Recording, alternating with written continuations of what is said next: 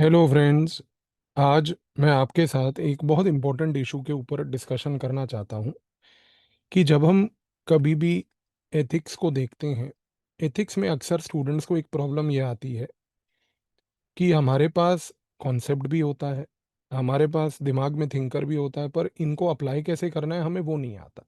आज एक छोटे से वीडियो से आपको मैं ये चीज़ एक्सप्लेन कर देता हूँ। लेट्स से कि यूपीएससी आपको एक केस स्टडी देती है। इस केस स्टडी में वो ये कहती है कि भाई आप एक आईएएस ऑफिसर हो और आपको एक रेड कंडक्ट करनी है। और अगर आपको ये रेड कंडक्ट करनी है तो इस रेड के बारे में आपको इन्फॉर्मेशन मिलती है। इस इन्फॉर्मेशन में बताया जाता है कि हमें एक्साइज डिपार्टमेंट जो है उसके ऊपर रेड कंडक्ट करनी है। लेकिन उसी समय आपके ऑफिस में आपका एक जूनियर आके कहता है कि सर ये जो एक्साइज डिपार्टमेंट है जहाँ पे हम रेड कंडक्ट करने जा रहे हैं, यहाँ पर जिस ऑफिसर पे रेड होगी वो बेसिकली आपका रिलेटिव है। अब देखो यहाँ पर इस कॉन्टेक्स्ट में व्हाट विल यू डू। ये जो टिपिकल टाइप का एक प्रॉब्लम है, ये प्रॉब्लम यूपीएससी में अलग अलग केस स्टडीज में देखने को मिलता है कि यहाँ पर आप एक पब्लिक फंक्शनरी हो, एक करप्शन को लेके लेट से रेड करनी है, और रेड जिस पे करनी है आपको इन्फॉर्मेशन मिलती है कि वो आपका एक रिलेटिव है। इस केस में यूपीएससी अब आपसे समझना चाह रही है कि अब आप क्या करोगे। ये एक सिचुएशन बड़ी नॉर्मल है। यहाँ पर अब देखो बच्चे जो हैं वो आंसर कैसे करते हैं। वो कहते हैं कि भाई हम एज एन आईएएस ऑफिसर क्या करेंगे, हम रेड कंडक्ट करेंगे।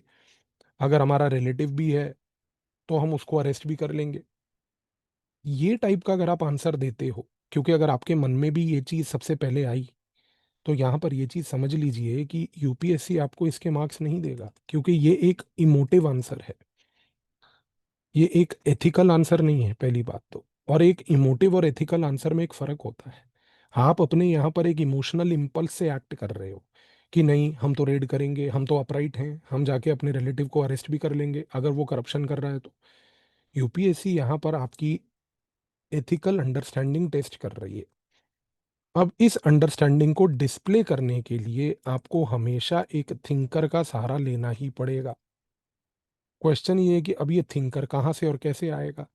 यहाँ पर आपको थिंकर्स याद करने पड़ेंगे, उनके मीनिंग्स भी याद करने पड़ेंगे, उनके फिलोसॉफिकल एस्पेक्ट्स को भी याद करना पड़ेगा और उनको अप्लाई करना पड़ेगा। मैं जब अपने एथिक्स के कोर्स में अभी बच्चों को एथिक्स पढ़ा रहा हूँ, इस कोर्स में उनको इसी चीज़ की ट्रेनिंग दे रहा हूँ। मैं आपको यहाँ पर एक एग्जाम्पल देता हूँ। आपका जो ये केस था, इस केस में प्रॉब्लम क्या थी।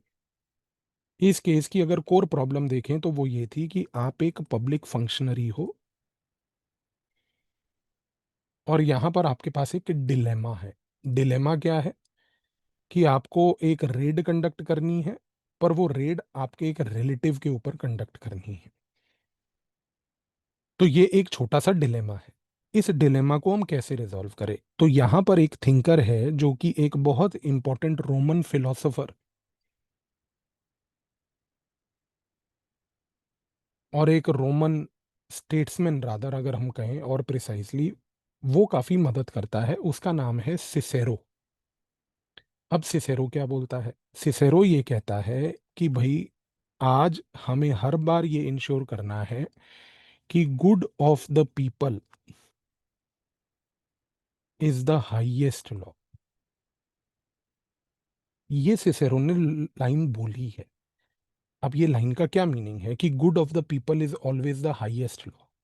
सिसेरो कहता है कि जब आप, एक सिंपल लैंग्वेज में अगर मैं बोलूं, कि आप जब एक पब्लिक लाइफ में हो तो आपको पब्लिक लाइफ में ये याद रखना है कि आपकी प्रायोरिटी जो है वो पब्लिक गुड है। और इस पब्लिक गुड की प्रायोरिटी को अचीव करने के लिए आपको अपनी पर्सनल रिलेशनशिप को असाइड रखना है। देखो, एथिक्स में दो इश्यूज हैं। एक कि जब हम प्रॉब्लम आइडेंटिफाई करते हैं तो प्रॉब्लम आइडेंटिफाई करके हमें एक राइट सॉल्यूशन की ओर जाने के टाइम पर सबसे इंपॉर्टेंटली एक राइट एंकर चाहिए होता है। राइट एंकर का मतलब होता है राइट थिंकर। इसी रीजन से मैं फिर बोल रहा हूँ कि जब मैं अपने बच्चों को एथिक्स पढ़ाता हूँ तो मैं उनको ये ट्रेनिंग देता हूँ कि कौन से सिचुएशन में आपको कौन सा थिंकर अप्रोप्रिएटली यहाँ पर यूज करना पड़ेगा। और आप सोचो कि जो एथिक्स के बच्चे अभी पढ़ रहे हैं, उनके पास अपनी एक पर्सनलाइज्ड नोटबुक है जिसमें उन्होंने इस प्रकार के सिचुएशनल एस्पेक्ट्स को लेकर थिंकर्स और उनके आइडियाज़ को ऑलरेडी नोट डाउन किया हुआ है। सो उनकी थिंकिंग आज अगर ये केस स्टडी है, इसी प्रकार की और कोई भी केस स्टडी यूपीएससी रेप्लिकेट करके अगर आपको देगा, तो आपके पास एटलीस्ट एक राइट एंकर होगा आर्ग्यू करने का। तो सिसेरो ने यहाँ पर क्या बोला? सिसेरो ने कहा कि अगर कभी कोई ऐसी सिचुएशन आए जहां पर आपकी पब्लिक लाइफ के स्किल्स पर्सनल लाइफ के साथ क्लैश करें, तो आप हमेशा पर्सनल स्किल्स को असाइड रख के, पर्सनल रिलेशंस को असाइड रख के प्रायोरिटी दोगे पब्लिक लाइफ को। और ये पूरी केस स्टडी का थॉट प्रोसेस इस थिंकर सिसेरो से यहाँ पर सॉल्व हो जाता है। तो सिसेरो की इस थिंकर के अप्लाई करने से हम क्या करेंगे? हमारा कॉन्डक्ट क्या रहेगा? हमारा कॉन्डक्ट जो रहेगा उसका सबसे पहला जो जस्टिफिकेशन है, यानी कि जो हमारा ओवरऑल कॉन्डक्ट का जो कोर आइडिया है, that will be to ensure good of people. क्योंकि यहाँ पर हमें ये इंश्योर करना है कि हमारी पर्सनल जो रिलेशंस हैं वो किसी तरीके से पब्लिक लाइफ के ओवरऑल गोल्स के साथ क्लैश ना करें। इस रीज़न से जब ये जस्टिफिकेशन यहाँ पर आती है, तो यहाँ पर क्या होता है? यहाँ पर ये होता है कि आपका कॉन्डक्ट कुछ ऐसा रहेगा कि भाई आप इंटेग्रिटी को डिस्प्ले करते हुए ये इंश्योर करोगे कि आप एक इम्पार्शियल इंक्वायरी कराओगे। और जब ये इम्पार्शियल इंक्वायरी होगी, इस इम्पार्शियल इंक्वायरी के दौरान आप रिक्यूज करोगे। रिक्यूज इसलिए करोगे बिकॉज आपका रिलेटिव इन्वॉल्व है, और आप एक इंडिपेंडेंट अथॉरिटी से इन्वेस्टिगेशन कराओगे ताकि जो भी पनिशमेंट देने की आवश्यकता होगी वो पनिशमेंट आपको मिलेगी। तो यहाँ पर अब आपको एक चीज़ क्लियर हो जानी चाहिए कि हम इंटेग्रिटी डिस्प्ले करते हुए एक इम्पार्शियल इंक्वायरी कराने के चक्कर में अपने आप को रिक्यूज करके एक इंडिपेंडेंट अथॉरिटी के थ्रू इन्वेस्टिगेशन कराएंगे। अब एक चीज़ देखो कि कई बार आप जब न्यूज़पेपर्स पढ़ते हो, आपने न्यूज़पेपर्स में ये ऑब्जर्व किया होगा, और अगर नहीं किया तो आज से करना ताकि आपकी एथिकल थिंकिंग इंप्रूव होगी, कि कई बार सुप्रीम कोर्ट में कोई मैटर आता है और उस मैटर में आपने देखा होगा कि कभी कभी जजेस जो हैं वो अपने आप को रिक्यूज कर लेते हैं। ये वो सिचुएशन होती है जजेस के रिक्यूज करने की जहां पर कुछ पर्सनल लेवल पर उनके इश्यूज होते हैं उस केस को लेकर, जो क्लैश करते हैं लार्जर जस्टिस से, जो क्लैश करते हैं लार्जर जस्टिस से।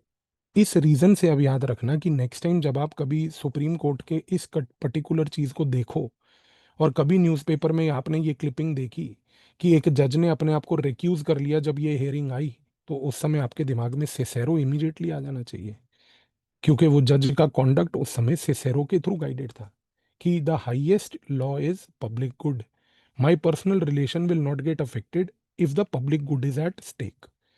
तो ये पूरी की पूरी डिसीजन मेकिंग सिसेरो के थ्रू यहाँ पर हुई। आई बिलीव ये चीज़ आपको क्लियर हो गई होगी। 10 नवंबर से मैं अपने प्लेटफॉर्म टीम मेंटर्स पे आप लोगों के लिए एक 7 डेज का फ्री एथिक्स कोर्स लेके आ रहा हूँ।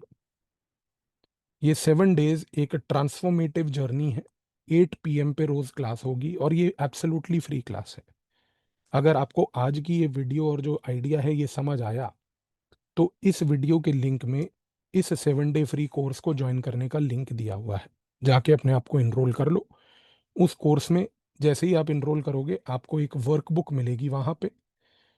उस वर्कबुक के PDF को डाउनलोड करके उसका एक प्रिंट आउट ले लेना, ताकि हम 10 नवंबर को जब लाइव क्लास में मिलेंगे, उस प्रिंट आउट के बेसिस पे मैं आपको इसी तरीके के और कॉन्सेप्ट्स और डीपली वहाँ पर समझाऊंगा। आपको क्लास में केस स्टडीज भी कराऊंगा, ताकि आप उन केस स्टडीज को, कॉन्सेप्ट्स को, थॉट्स को इजीली समझ पाओ और 7 डेज में आपकी एक एथिकल थिंकिंग डेवलप हो। मिलते हैं कल एक नए वीडियो के साथ, एक नए कॉन्सेप्ट के साथ। आई बिलीव ये समझ आया होगा आपको। एथिक्स के कोर्स को अगर आपको ज्वाइन करना है, उसका भी लिंक नीचे ही डिस्क्रिप्शन में दिया है। Thank you.